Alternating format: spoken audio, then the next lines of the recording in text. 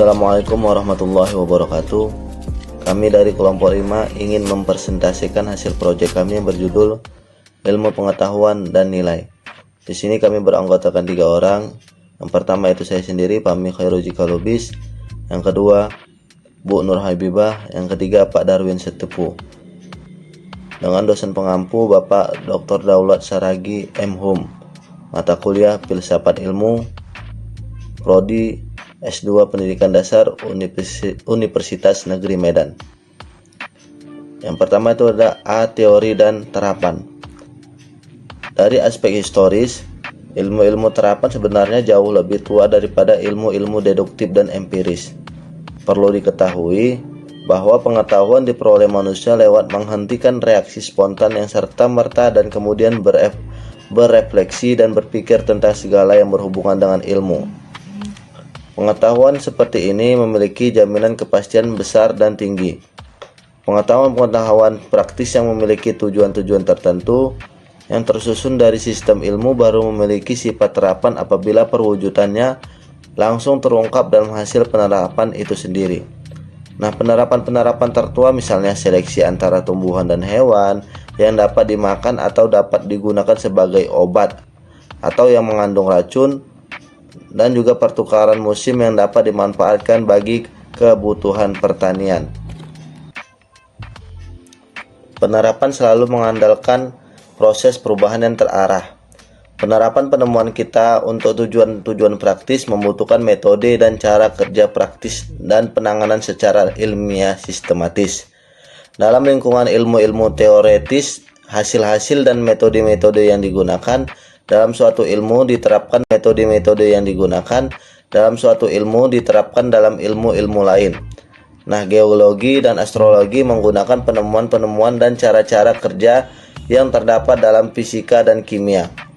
Dalam ilmu-ilmu kemasyarakatan, orang menggunakan metode sejarah dan matematika terapan yang sama sekali baru. B.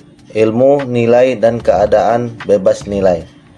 Nah, suatu tanggapan disebut pertimbangan nilai jika di dalamnya orang mengatakan bahwa sesuatu benar atau salah, diharapkan atau tidak diharapkan, positif atau negatif, baik atau tidak baik.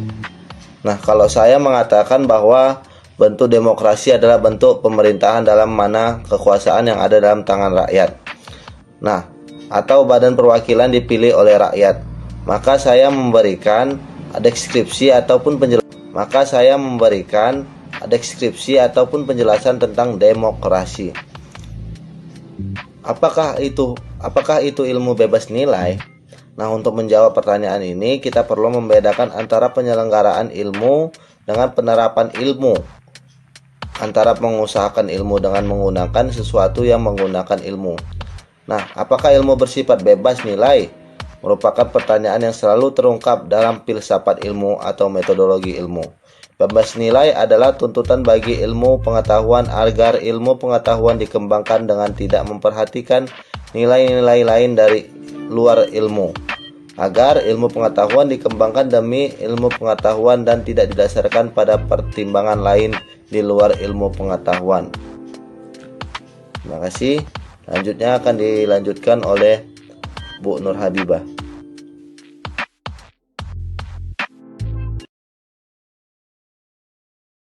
C. Ilmu terapan dan masalah pertimbangan nilai.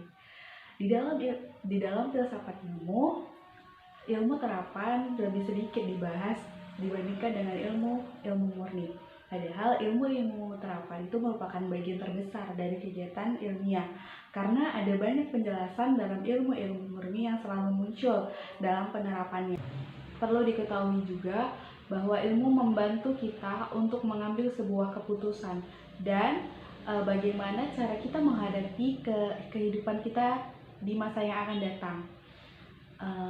Dalam membuat sebuah keputusan, terdapat pertimbangan-pertimbangan nilai. Apabila ilmu terapan tidak membuat pertimbangan nilai, maka diperlukan pengelolaan secara ilmiah terhadap nilai-nilai.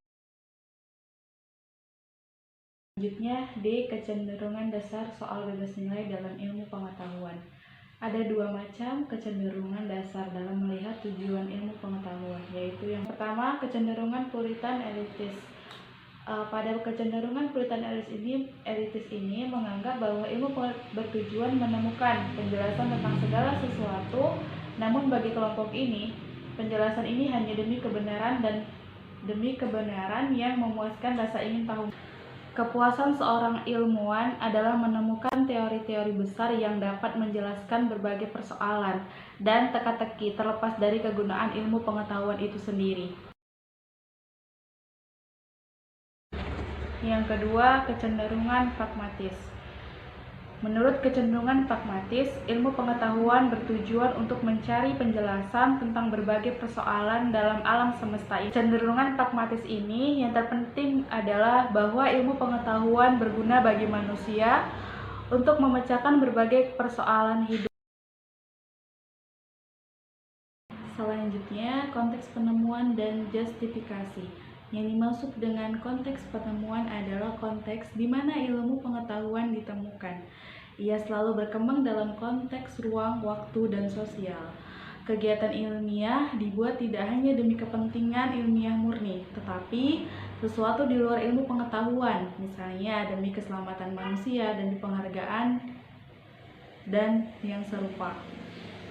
Adapun dalam konteks pembenaran atau konteks justifikasi, yaitu yang terpenting di sini adalah data ataupun fakta serta keabsahan metode ilmiah yang digunakan tanpa mempertimbangkan kriteria dari luar. Tujuan pembedaan adalah untuk melindungi objektivitas dari hasil akhir kegiatan ilmiah demi otonomi ilmiah.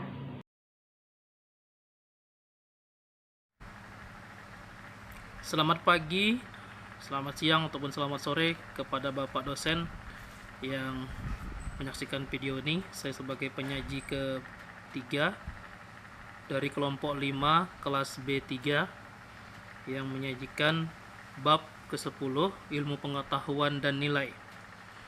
Perkenalkan, nama saya Darwin Putra Sitepu. Dalam hal ini saya akan menyampaikan tentang etika keilmuan. Ilmu dan moral adalah dua bidang yang memiliki karakteristik berbeda, kendati keduanya menyangkut pengetahuan yang dimiliki manusia. Komponen pengetahuan. Setiap pengetahuan memiliki paling kurang 3 komponen utama yang mendukungnya, yaitu 1. Ontologi, 2. Epistemologi, 3. Aksiologi, sedangkan etika lebih merupakan pemikiran kritis, filosofis yang mendalam tentang moralitas. Bagaimana kita membedakan ini? Ketika kita katakan ontologi, itu diartikan sebagai hakikat dari keberadaan sesuatu yang sedang kita ketahui. Epistemologi itu adalah bagaimana cara kita mendapatkan pengetahuan itu. Aksiologi, apa manfaat pengetahuan itu ketika kita peroleh. Sedangkan kalau etika tadi berkaitan dengan pemikiran. Bagaimana kita mendalami suatu hal secara kritis, filosofis, yang mendalam tentang moralitas. Kemudian kita lanjutkan. Lantas apa itu moralitas? Moralitas itu dinilai berdasarkan pelaksanaan hukum atau peraturan secara baik atau tidak. Orang disebut kadang-kadang yang kaitan dengan moral, itu ketika orang pelaksanaan hukumnya apakah itu baik atau tidak. Padahal etika lebih merupakan sebuah ilmu tentang ajaran moral dan bagaimana orang mengambil sikap tanggung jawab berhadapan dengan berbagai ajaran moral yang ada di sekitar kita. Kesusilaan. Nah, menurut Leibniz, kesusilaan sebagai suatu hasil menjadi yang ada dalam jiwa. Maka kalau di pembelajaran PKN ini disinggung tentang kesusilaan, norma-norma itu dikaitkan dengan hati nurani, jiwa. Aktivitas jiwa ini yang membawa manusia dari nafsu alamiah yang gelap sampai kepada kesadaran, kesusilaan yang lengkap. Karena itu berkaitan dengan batin kita.